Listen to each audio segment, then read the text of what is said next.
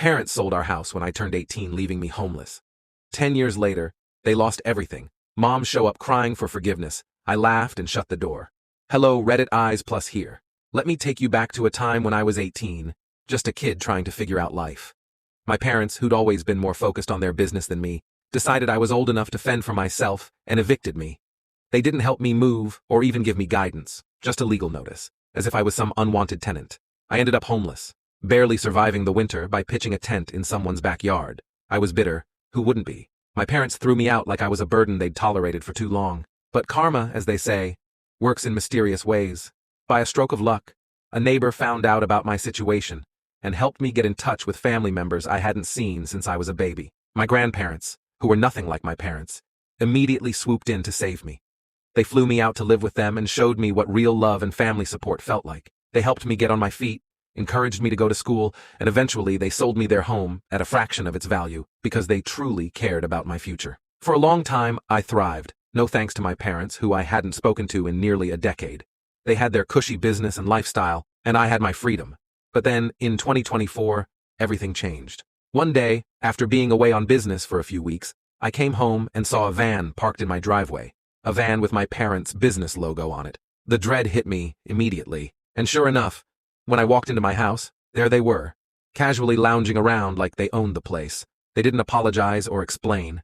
They just acted as if they had every right to be there. Turns out, they'd lost everything.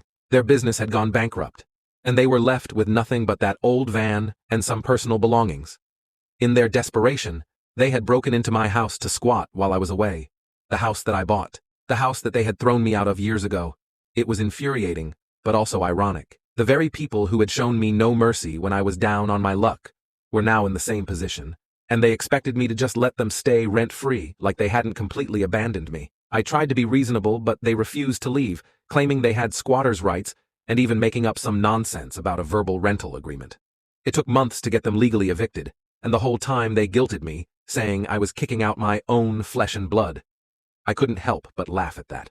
The same people who kicked out their 18-year-old son with no life skills or savings were now trying to guilt me about family loyalty. But here's the twist. Once they finally left, something strange happened. After the eviction, my mom called me. She wasn't angry this time, just broken. She apologized, genuinely apologized, for the first time in my life. She said they had hit rock bottom and losing everything had forced them to confront their mistakes. She admitted that they had treated me horribly, and that they were ashamed of how things had turned out. I didn't forgive them right away.